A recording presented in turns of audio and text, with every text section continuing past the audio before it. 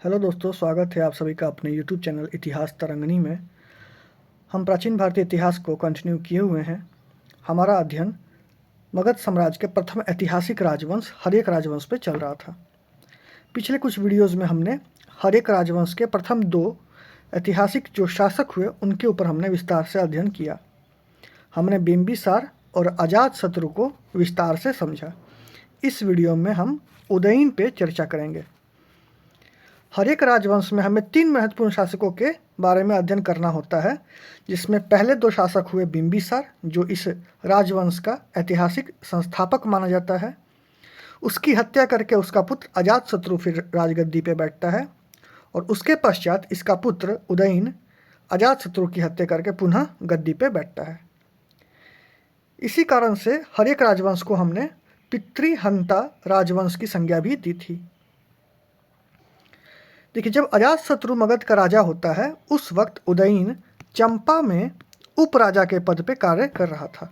यानी कि जब अंग को बिंबिसार ने मगध में मिला लिया, उसके पश्चात जब अजातशत्रु मगध का राजा बनता है तो अजातशत्रु अपने पुत्र उदयीन को एज ए गवर्नर अपॉइंट करता है अंग का, जो मगध के पूर्वी क्षेत्र में था। ये बिहार का आधुनिक क्षेत्र है, ये गंगा नदी है और ये मगध का प्रांत था। ये ऊपर वज्जी संघ था जो अजातशत्रु के समय मिल चुका था। ये अंग का प्रांत था जिसे बिंबिसार ने मगध में मिलाया था। ये कौशल का प्रांत था जिसके अंदर काशी भी आता था। तो हम देख रहे हैं कि अजातशत्रु के समय कौशल यानी काशी पूर्ण रूप से अजातशत्रु के अंदर आ चुका था। मगध के अंदर वज्जी भी आ चुका था और अंग भी आ चुका था। तो जब उदयीन गद्दी पे बैठता है तो उसे जो साम्राज्य मिला था वह इतने क्षेत्र में साम्राज्य मिला था। यानी कि उदयीन अजातशत्रु के समय अंग का उपराजा था और वह अपने पिता अजातशत्रु की हत्या करके मगध का राजा बनता है। उस वक्त यह चंपा का उपराजा था। इतनी बात समझ में आ गई? तो आगे देखते हैं। चलिए, उदयीन जब राजा बनता है तो इसके समय भी कुछ प्रमुख कार्य किए जाते हैं। तो उदयीन के शासनकाल में जो महत्वपूर्ण कार्य किए गए वह निम्नलिखित हैं। पहला जो कार्य किया इसने, राजधानी परिवर्तन करने का कार्य किया। हमने देखा था पहले राजगिरी जो राजधानी बनी हुई थी अभी तक, किसके समय में? बिंबिसार और अजातशत्रु के समय में। उदयीन क्या करता है कि यह पहली बार पाटलिपुत्र नामक नगर की स्थापना करता है और इसे ही राजधानी के रूप में अपनी राजधानी परिवर्तन कर देता है। पाटलिपुत्र, राजगिरी से पाटलिपुत्र अपनी राजधानी लेकर आता है। हम मध्यकालीन इतिहास में पढ़ते हैं कि जब शेरशाह सूरी शासक होते हैं उन्होंने इसी पाटलिपुत्र का नाम पटना कर दिया था। अब चर्चा का विषय यह है कि उदयीन ने ऐसा क्यों किया, उदयीन ने राजधानी परिवर्तन क्यों किया। देखो, इसके 2 प्रमुख कारण बताए जाते हैं। पहला कारण यह है कि मगध साम्राज्य की जो सीमा थी वह अब धीरे धीरे विस्तारित होने लगी थी और मगध साम्राज्य की सीमा विस्तारित होने के कारण राजगिरी की अपेक्षा पाटलिपुत्र ज़्यादा उपयुक्त था, जहाँ से आप बड़े क्षेत्र में निगाह रख सकते थे, उसके प्रशासन को नियंत्रित कर सकते थे। और पाटलिपुत्र से वज्जी जो संघ था वो थोड़ा नज़दीक पड़ता था। हालांकि वज्जी मगध में मिल चुका था, फिर भी यहाँ पे छुटपुट जो उपद्रव थे वो हो रहे थे। तो पाटलिपुत्र से आप आसानी से वज्जी वाले क्षेत्र में, लिच्छवियों के गणराज्य में आप अच्छे से नियंत्रण स्थापित कर सकते थे। राजगिरी थोड़ा नीचे पड़ता था, दूर था, नालंदा के आसपास का क्षेत्र है वो।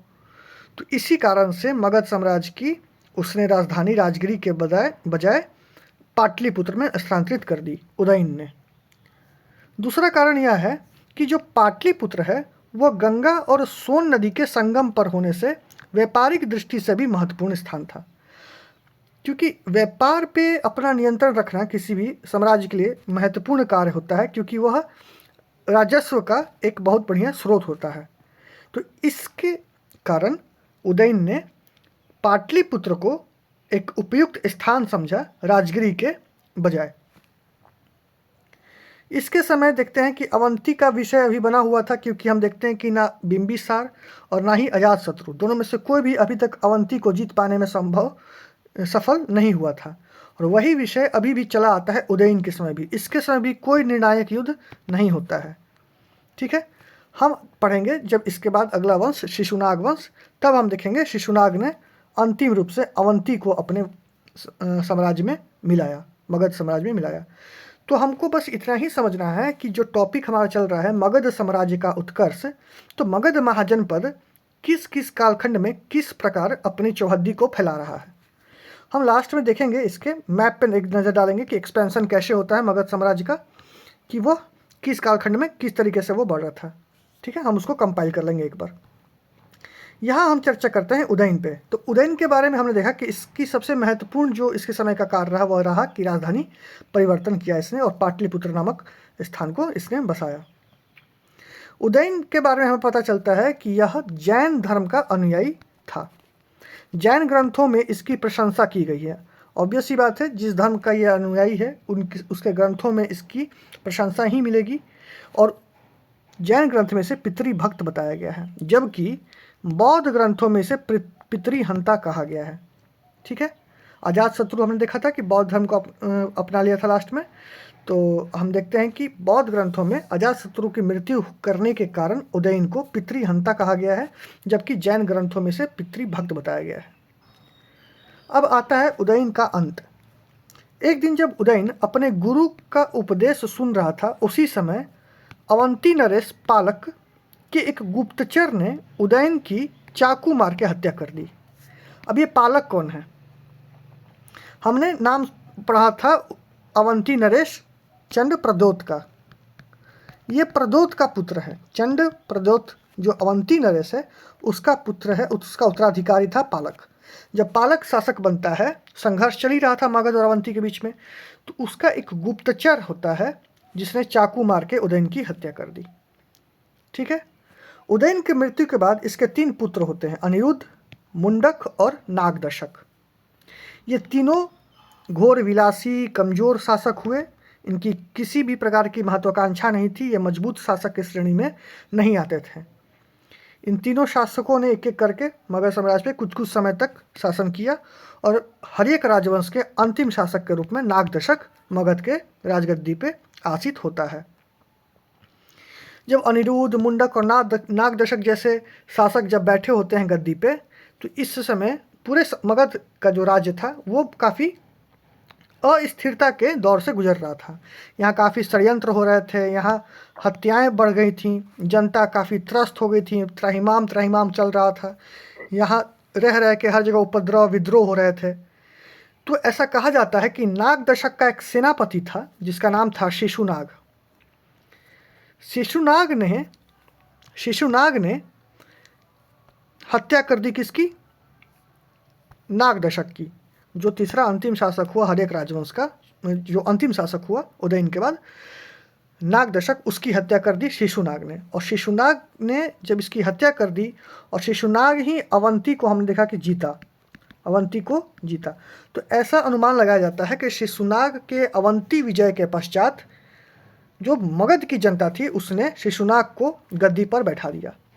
तो इस प्रकार हम देखते हैं कि जनता के द्वारा पहली बार किसी को शासक के रूप में स्वीकृत किया गया, वह था शिशुनाग।